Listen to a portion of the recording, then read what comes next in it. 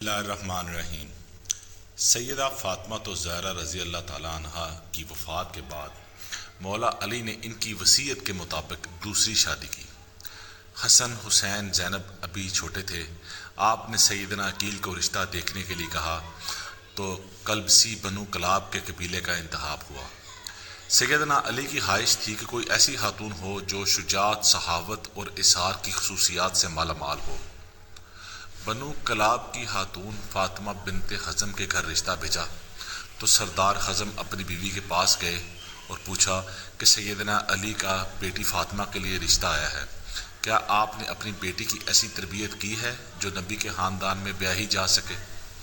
رشتہ قبول ہوتا ہے تو فاطمہ بنت حزم سیدنا ام البنین سیدنا علی کے گھر جاتی ہے تو سیدنا حسن حسین اور فاطمہ کو گلے لگا لیتی ہیں۔ سیدنا علی سے درخواست کرتی ہیں کہ ان بچوں کے سامنے آپ مجھے کبھی فاطمہ مت کہیے گا، انہیں اس سے ان کی ماں کی یاد آئے گی۔ میں اس گھر میں ان کی ماں بن کر نہیں آئی بلکہ کنیز بن کے آئی ہوں، میرا یہ مقام نہیں کہ ان کی ماں کی جگہ لے سکوں۔ اس کے بعد آپ نے انہیں بیٹا نہیں کہا بلکہ ہمیشہ مولا کہتی رہیں۔ ان کے 4 بیٹے ہوئے، اس لیے انہیں ام البنین بھی کہتے، مطلب بیٹوں کی ماں۔ اپنے بیٹوں کو ہمیشہ حسن حسین علی کی صرف اطاعت کا حکم دیا، ادب سکھایا اور کہا جو وہ کہے بس حکم بجا لانا ہے، بحث نہیں کرنی۔ یہ اہل بیت ہیں، ہم ان کے نوکر ہیں۔ 4 بیٹوں میں عباس ابن علی، عبداللہ ابن علی، جعفر ابن علی اور عثمان ابن علی تھے۔ سیدنا عباس علیہ السلام لشکر حسین کے سپہ سالار بھی رہے۔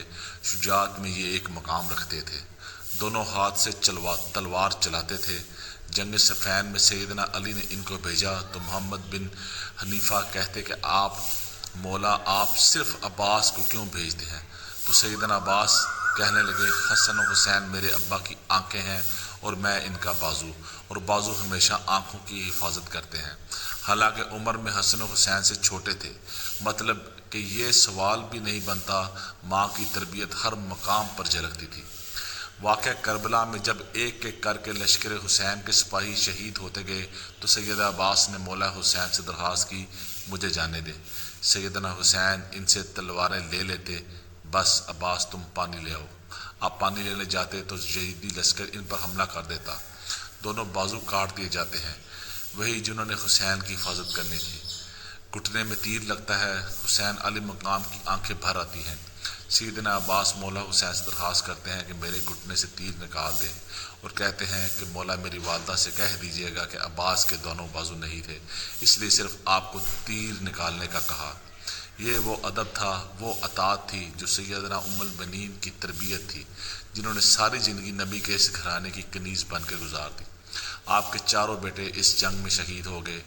علی کے 5 بیٹوں نے اس میں جام شہادت نوش کیا، جس میں 4 سیدنا ام البنین کے فرزندان تھے، جو لشکر حسین کا نہ صرف حصہ بنے بلکہ امام عالی مقام پر اپنی جان تک قربان کر دی، اور ساری عمر کبھی زبان پر کوئی سوال نہ آیا۔